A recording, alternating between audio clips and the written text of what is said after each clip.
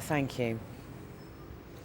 We're going to talk to our crime correspondent Martin Brunt in just a moment, but let me just bring you a statement from the police, the IPCC, the Independent Police Complaints Commission. It relates to the death of Mark Duggan, and you may well be aware that the death of Mark Duggan in Tottenham 2 weeks ago, some say sparked the riots that we have seen over the weekend into the early part of this week. The IPC statement about Mark Duggan's death says that analysis of media coverage and queries have alerted us to the possibility that we may have inadvertently given misleading information to journalists when responding to very early media inquiries following the shooting of Mark Duggan on the 4th of August. The circumstances around this are still being investigated, but this statement coming from the IPCC, I hope that Martin Brunt is aware of it and can bring us a little more background to it. Hi there, Martin. So the death on the 4th of August, and it relates to what the media was led to believe and what we therefore reported straight after that. Yes, I mean, I know something of this. The picture that emerged in early news reports of the shooting was that there had been an exchange of fire between Mark Duggan and the police officers who shot him. The implication being that Mark Duggan had shot first, and that was the excuse or the reason for the police to shoot him.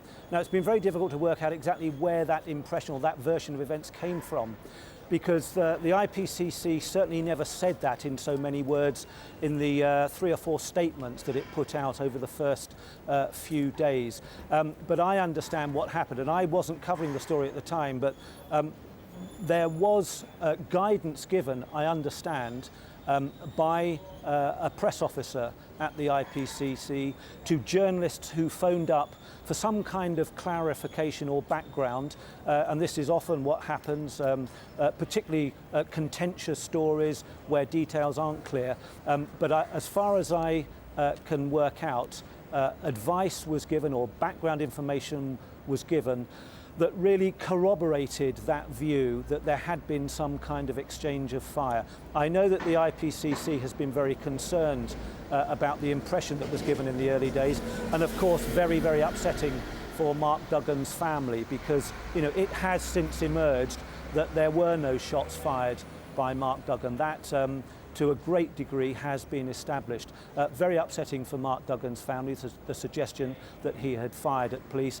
But the statement from the IPCC has come at the end of an analysis, as it says, a mini investigation internally, I suppose, about the exchange of information between IPCC press officers on the night of the shooting and journalists who phoned up legitimately for some kind of background guidance. I suppose the problem it highlights is that at matters at times like this, everybody has to be very precise about exactly what is known at a particular time without giving any kind of guidance at all on what may have happened.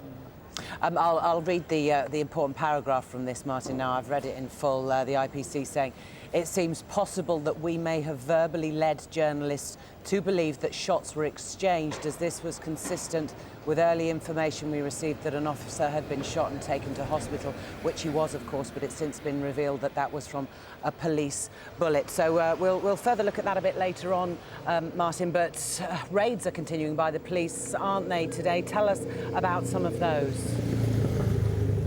Yes, more of what Scotland Yard and other police forces have been promising, where they haven't been able to arrest suspects on the night of a riot. They will pursue them, they promised, and this morning we saw more evidence of that. A number of raids in the Belgravia area of central London.